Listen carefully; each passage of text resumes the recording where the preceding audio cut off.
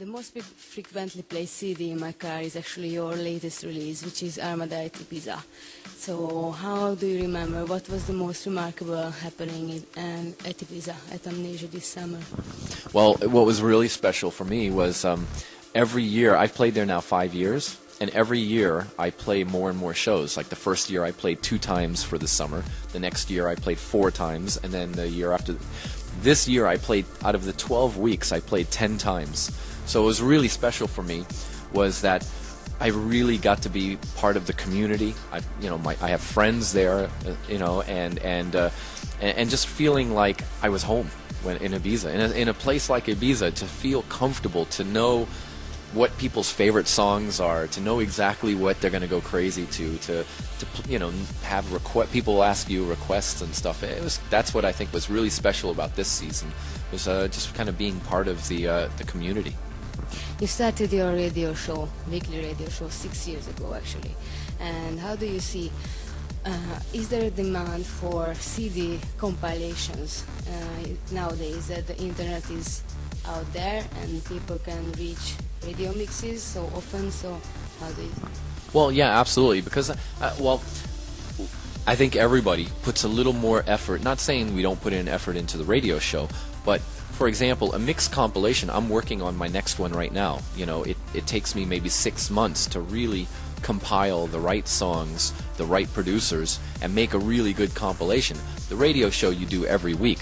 So sometimes, you play more classics, you play these 2 songs because they fit together, but with a mixed compilation, you really take time to kind of tell a story, and a story that's going to last for years.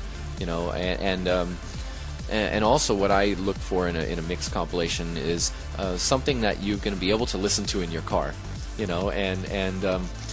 so yeah, you just put in a little. You got to put in more effort and spend more time on a mixed compilation. You want it to last longer than just 1 week. Your first artist album was out there in 2005. The next one in 2007.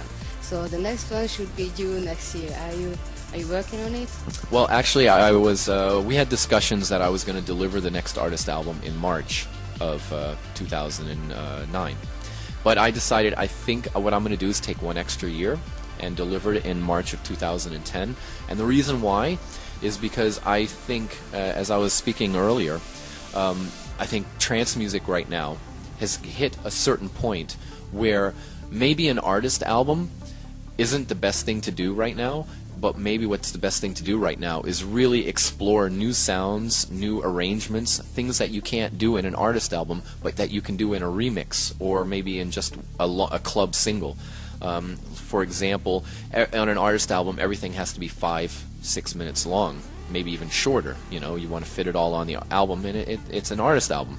But with remixes, I really have this thought right now that the arrangements in music, in trance music especially, has gotten to be so formula that it's like the breakdowns come in here, the choruses come back here, blah, blah, blah, blah.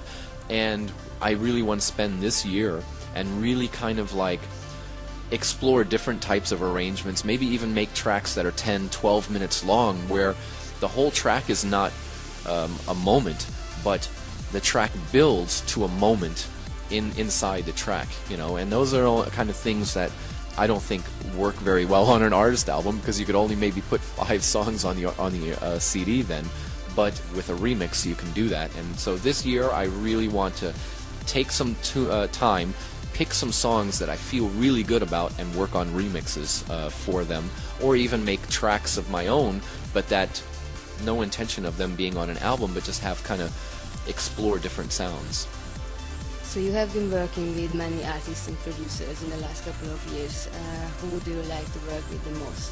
I really enjoy working with vocalists and songwriters because I think that, I'll admit it, that there's certain things that I lack in the production, and when anytime I'm able to work with a vocalist, they really help me kind of push the boundaries. So I think different vocalists, like, I just worked with Sia, on a remix, and I was able to, you know, find some chopped parts of her vocals and things like that. I enjoy doing that more than, let's say, sitting in a studio with another DJ and making a track. For me, it's about working and collaborating with people kind of outside of the norm. We know about you that if you like a song, you like to rework it on a way that it will fit in your set much more. Do you still have that habit? Oh yeah, absolutely. As a matter of fact, anytime I'm listening to a track, I already start thinking about where I'm going to start chopping things up. Even when I'm listening to the radio and I hear somebody else playing a track, and I'm like, oh, this could fit in my sets if I played it like this or like that. And that's just my normal way of thinking. I never... it's almost like cooking. You know, a really good chef doesn't just, you know, open up a bag of rice and cook it. No, he makes it his own thing, or, you know, the whole dinner his whole thing. And that's kind of the way that I feel about the music. And yeah, I really think that's what's the difference between, you know, the scene right now. Is there's some people just kind of play tracks as is, right out of the box, and you know, where that's nice, but what really makes it special is if you're able to create an atmosphere within your sets by making the tracks flow a certain way. Give it your personal touch. I completely agree. Thank you very much. Well, thank you.